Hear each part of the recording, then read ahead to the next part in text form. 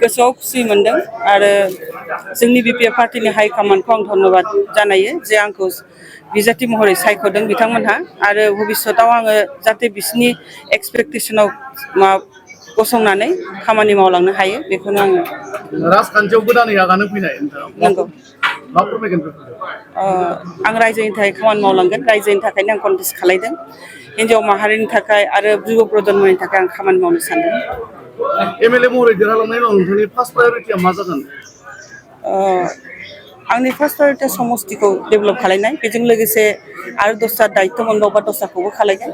entire आसामनि थाखाय आरो देशखौ जौगानायनि थाखाय आं मदद होफागोन फैगौ बिसायख'थिनि थाखाय लाइमोनफोरखौ मा खालामनो सानदों जायफोरा गोदानै भट होगोन पार्टिसिपेट खालायनांगौ पलिटिक्सआव जोङो गोजानाव थानानै नायनो नाङा खारन पलिटिक्सआ जोंनो बयनिबो थाखाय दरखारि सामाजिक भाबै जिहेतु जों मानसिया जीवन जापन खालायो ओंखायनो पलिटिक्सआव गोरों गोरा गथ'फ्रा फैनांगौ जाहाथे समाजा मोजां जायो 3 नं क'क्राझार बिधानसभा बियाबाव इउपिपिएलनिफ्राय लरेन्स इस्लारि दं नोंथांनि थाखाय माबायदि प्रत्याह्बान जागोन प्रत्याह्बान आं जेबो नुवाखै बिथांखौ खारन बिथांखौबो टेस्ट खालायखांबाय मानसिफ्रा जोंनि समस्तिनि मानसिफ्रा 5 इयार्स बिथांनि खामानिखौबो नायबाय बाहाय जेबो माने डिफारेन्स नुवाखै ओंखायनो दिनैहाय आंखौ खालि बिपिएफनिल' नङा इउपिपिएलनि मानसिफ्राबो आंखौ सापर्ट खालायदों ओंखायनो आं थांनाय समाव जिहेतु इउपिपिएलनि आखायाव क'क्राझार समस्तिया थांदोंमोन बे खेबाव बिपिएफआ लाबोफिननो हागोन एकदम 100% लाबोफिननो हागोन आरो बयबो ज' जानानै ओंखारनांगौ भाई इउपिपिएल बिपिएफ थानो नाङा बाहाय सासे बर' हिन्जाव ओंखारदों निस्सय आं खामानि मावनो होनानैसो ओंखारदों पदबिनि थाखाय नङा जायगानि उन्नति जानांगौ जोंहा आरो आवगायनानै थांबावनांगौ समाजनि उन्नति जानांगौ बिपिएफ दोलोनिनो गुबुन सासे गागि दैदेनगिरि भटार पार्गमन्त्रि प्रमिला रानी ब्रह्मआ दिनै टिकेटखौ मोनासै मा बुंनो बिथाङा समाजनि थाखाय बिराद खामानि मावलांदों बिथांनि अबदानखौ रावबो माने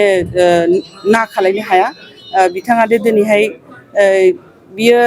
सम्पुर्ण पार्टीनि डिसिसनमोन आरो आं बेखौ सनमान होयो बिथांखौ आरो फैगौ दिनाव आं बिथांनिफ्रायबो आशीर्बाद लायगोन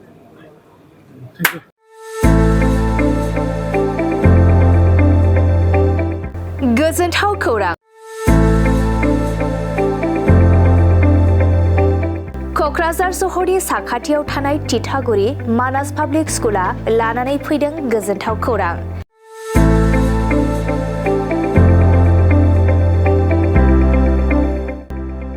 मानास पाब्लिक स्कुला गुन गोनां सोलोंथाइ बोसोरनि नार्सारिनिफ्राय थाखो 9 सिम फरायसा फरायसुलिफोरनि गोदानै 2026-27 मायथाइनि गोदानै मुं थिसननायनि खाबुफोर होगासिनो दं गुन गोनां सोलोंथाइ होनायजों लोगोसे तितागुरि मानास पाब्लिक स्कुलाव basic computer education English speaking environment आरो मोजां सोलोंथाइ गोनां फोरोंगिरिफोर दं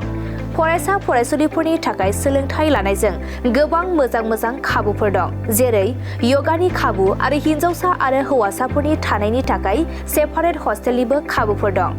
नोंथाङा आबुङै मिथिबावनो थाखाय थोंजोङै नैबे 600083286000489621 आरो 9101008849 जानबुं नम्बराव खौरां लाहरनो हागोन